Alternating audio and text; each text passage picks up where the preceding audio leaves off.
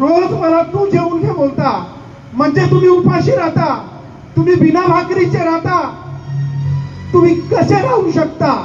ज्या रामजी बाबांनी बोलले की अहो भीमराव, या भाकरीपेक्षा तुमचं शिक्षण मला महत्वाचं आहे, तुमच्यावर तुम्हाला जे बळ मिळणार आहे ते महत्वाचं आहे, त्याच्यासाठी मला काही केलं तरी चालेल, परंतु मला तुम्हाला कुठेतरी उपाशी ठेवता येणार नाही, म्हणूनच तुम्ही भाकरी खाणं गरजेचं आहे आणि म्हणून मी तुम्हाला भाकरी देण्यासाठी पहिले प्रोत्साहन करत होतो. भीमराज पुष्कळ रडले.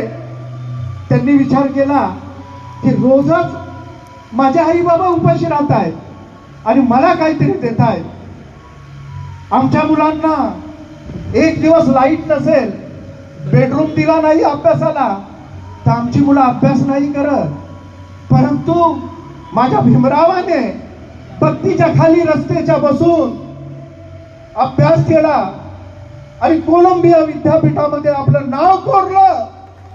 ज्या कोलंबिया विद्यापीठामध्ये आजही सर्वश्रेष्ठ विद्यार्थी डॉक्टर भीमराव रामजी आंबेडकर यांचं नाव कोरलेलं आहे, ते फक्त आणि फक्त रामजी बाबांमुळे.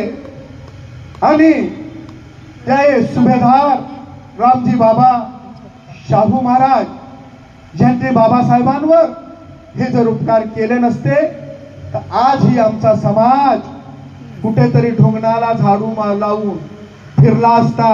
परंतु आज आम्ही ह्या मोठ्या टावर मध्ये राहतो, मोठ्या इमारत मध्ये राहतो, कोणी बँकेत काम करतंय, तर कोणी आमचे मित्र लंडनला इंजिनियर आहेत, तर कोणी आमच्या वहिनी डॉक्टर आहेत, आम्ही बँकर आहोत. ह्याचे फक्त आणि फक्त श्रेय जात ते आमचं भीमराव रामजी आंबेडकरांना, बाबासाहेबांच्या पावलावर पाऊल आम्ही ठेवलेलं आहे, बाबासाहेबांची चाल आम्ही चालत आहोत. शिकलो, संघटित व्हा, झालो, संघर्ष करा, तोही केला, म्हणूनच आमच्या पोटी हे चांगले दिवस आलेले आहेत. म्हणूनच मित्रांनो, हा छोटासा पार्ट आपण बनवला बाबासाहेबांनी रमाईंच्या याच्यावर, की आपण ही नेक्स्ट आमची पिढी आहे, या सर्वांनी शिकलं पाहिजे, सुधारलं पाहिजे. आजही आम्ही उच्च स्तरावर आहोत. ज्या वेळी आम्ही 6 डिसेंबरला जातो, पूर्वी आमचे लोक